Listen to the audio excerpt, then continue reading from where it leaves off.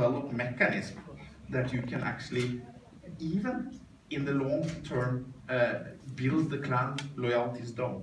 Because I was observing the elections in Somaliland. What interested me about the pastoralists there was that they couldn't be politically active because they weren't really informed of the political issues. So when you are sitting in this countryside, you don't know much which company was allowed to control, for example, Barbara. You know, the only thing you can vote from is actually clan. So there's so many factors that actually highlights the clan. And if you just want to brush it under the carpet, can you really address these factors?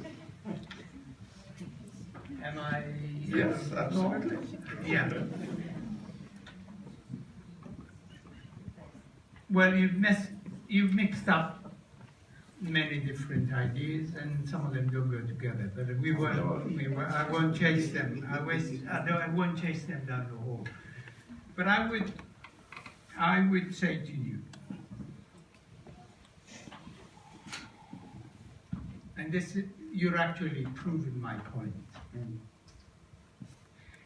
and that when you said when people are elected and they go seeking people's help and vote on the basis of clan identity.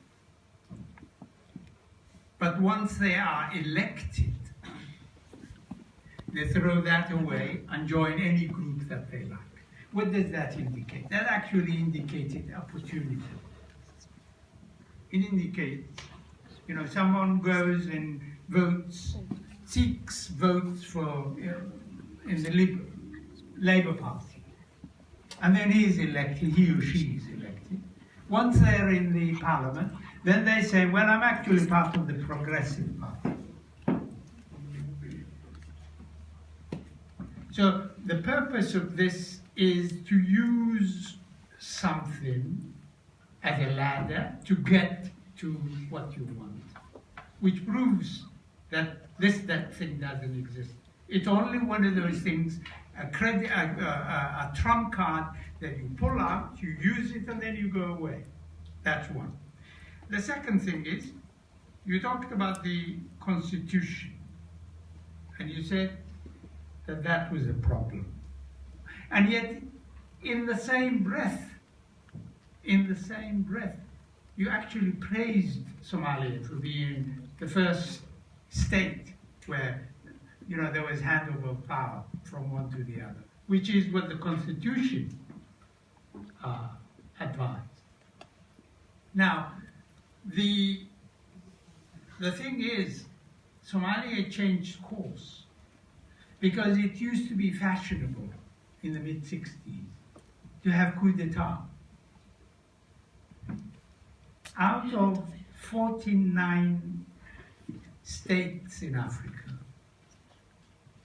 48 of the countries have had coup d'etat, change of government through military, and so on and so forth. So it was fashionable, and it became fashionable. As for voting, when you are voting, you determine the issue, and then you determine how you vote. You necessarily don't have to vote every day in the same way. Some days you could say open voting, another day you could say secret voting.